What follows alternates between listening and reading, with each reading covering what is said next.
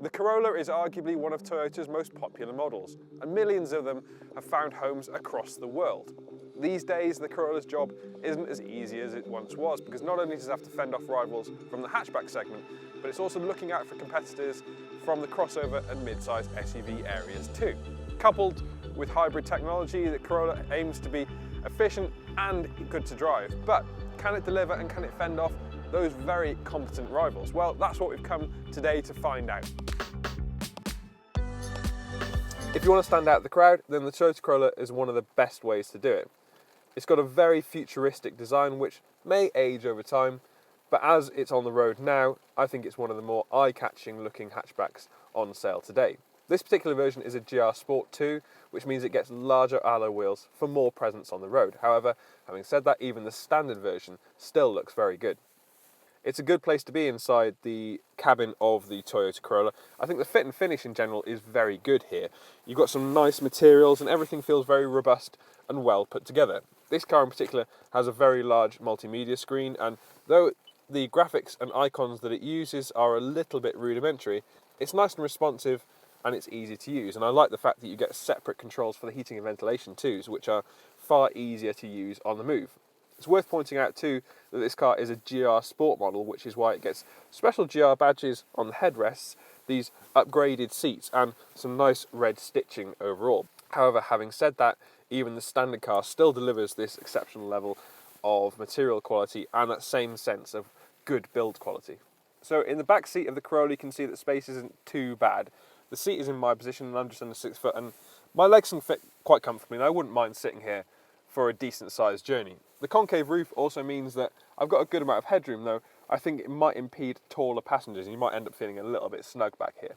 One thing worth pointing out though is that the transmission tunnel is quite small, so if you're going to sit 3 abreast, at least there's a little bit more space for the middle person's feet. You've got isofix points on the 2 outermost seats, so the doors don't open awfully wide, so navigating a child seat through might prove slightly tricky.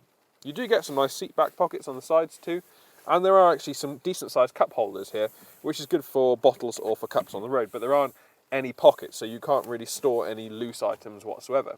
In the middle, we've got a small armrest with 2 nicely sized cup holders, so if you've got cups and bottles, you're going to be very well catered for in the back seat of the Corolla.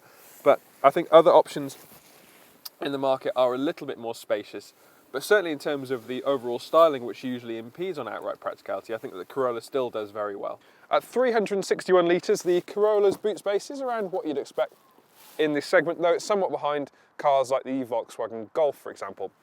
It's a nice square size, though it is quite deep, so loading heavier items is going to require a little bit more effort.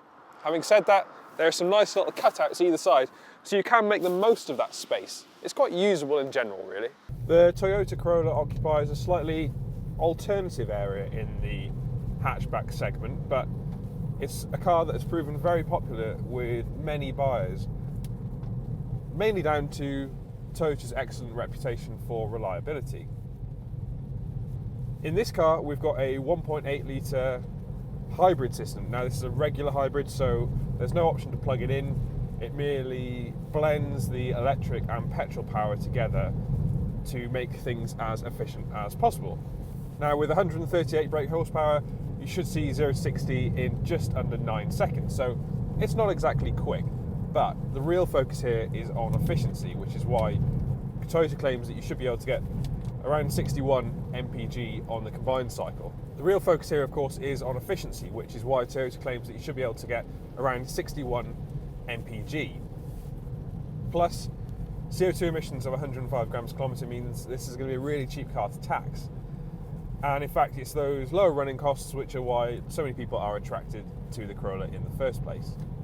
But what's this car actually like to drive? Well, the version that we're in today is a GR Sport version, which is a trim level that brings larger alloy wheels for one, and that means this car does ride a little more firmly than the regular Corolla. In fact, if I had the choice, I'd probably just go for the standard car because it's a little bit more comfortable and a little bit easier to live with on a daily basis. We've got a CVT gearbox, so naturally, as I've spoken about before, it means it's quite loud under heavy acceleration. You get that kind of flare of revs as you press the pedal. But if you drive it in a more sedate fashion, I find that the CVT gearbox is quite easy to get along with, actually. The hybrid system works really intelligently, so you can't really sense the switch between electric and petrol power too much. And of course, being a regular hybrid, this car can't travel for long distances on electric only power. That battery power is more for slower speed trips, short hops between car park spaces, or when you're positioning the car at slower speeds. It'll then use that electric power alone. The steering is nicely weighted, and actually the body control is really good, so I do feel like this is a car that you can still have a bit of enjoyment during a twisty road. I quite like the Corolla as a slightly alternative choice in the hatchback segment. Though it can't quite match its rivals for outright practicality and boot space, I think where it really counters is in terms of lower running costs, and also the fact that it feels so well built inside.